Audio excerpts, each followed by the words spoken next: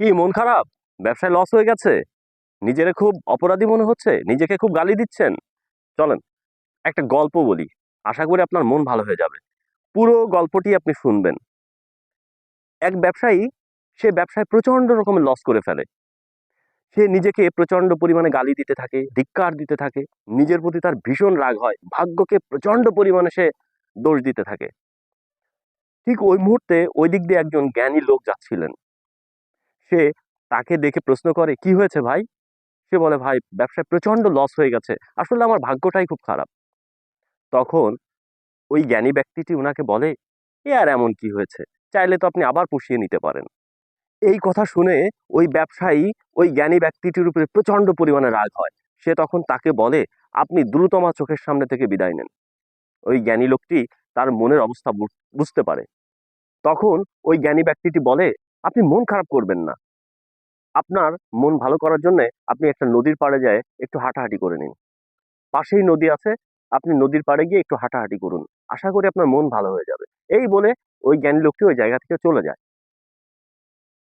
তখন ওই ব্যবসায়ী চিন্তা করে যে ঠিকই তো বলছে, যাই, যা হবার তো হয়ে গেছে, একটু হেঁটে আসি। নদীর পাড় দিয়ে হাঁটতে হাঁটতে গিয়ে হঠাৎ দেখে আরেকজন ব্যক্তি বসে প্রচন্ড পরিমাণে বিলাপ করছে। তখন তাকে জিজ্ঞেস করে, "কি হয়েছে ভাই? আপনি এমন কান্না করছেন কেন?" তখন ওই ব্যক্তি বলে, "ভাই দেখেন, আমার একটা মাত্র ঘর ছিল যেখানে বসে আমি ব্যবসা করতাম। আগুন ধরে সেই ঘরটা পুড়ে গেছে। আমার সব ব্যবসা ধ্বংস হয়ে গেছে। এখন আমি কি করব? কোনো উপায় অন্ত খুঁজে পাচ্ছি না। তাই নিজেকে নিজে গালি দিচ্ছি, ভাগ্যকে দোষ দিচ্ছি।" তখন ওই ১ম ব্যবসায়ী চিন্তা করে, আমার তো শুধু লস হয়েছে। আর এর তো বিল্ডিংটাই ধ্বংস হয়ে গেছে। এর তো ব্যবসা প্রতিষ্ঠান বলে আর কিছু নাই। তাহলে আমার তো একটু না একটু ভালোই আছে। ওই জ্ঞানী ব্যক্তি তো ঠিকই বলেছেন। তখন ১ম ব্যবসায়ী ২য় ব্যবসায়ীকে বলে, "ভাই, মন খারাপ করা দরকার নাই। চলেন আমরা একটু হেঁটে আসি।" এই কথা বলে ২ জন হাত ধরে সামনে এগোতে থাকে। হঠাৎ কিছু দূর যাওয়ার পরে দেখতে পায় আরেকজন বসে, বসে কান্না করছে। তখন তাকে প্রশ্ন করে, "কি হয়েছে ভাই? আপনি এভাবে বসে কান্না করছেন কেন?"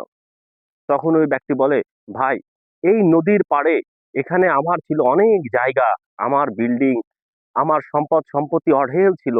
এক রাতের মধ্যে এই নদী আমার সব গ্রাস করে নিয়ে গেছে। আমার আর এখন কিছুই নাই।" তখন ২য় ব্যবসায়ী চিন্তা করে, "আরে তাই তো। ওর থেকে তো আমি ভালো আছি। আমার ঘর পুড়ে গেছে কিন্তু আমার জায়গাটা তো আছে। এর তো জায়গাও নাই।"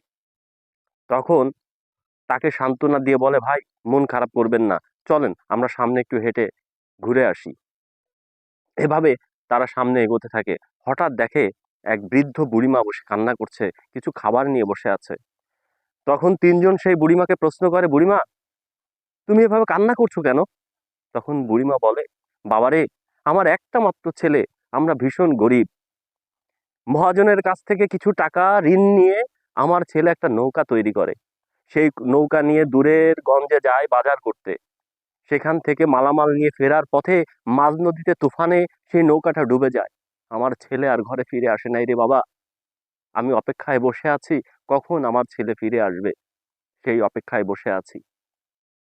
তখন ওই ৩ জন ব্যবসায়ী একে অপরকে জড়িয়ে ধরে হাউমাউ করে কান্না করতে থাকে। আর স্রষ্টার কাছে প্রার্থনা করতে থাকে, "হে খোদা, তুমি আমাদেরকে এখনো জীবিত রেখেছো। আমাদের সম্পদ চলে গেছে কিন্তু আমরা জীবিত তো আছি। আমরা আবার চাইলে কিছু না কিছু করতে পারবো।"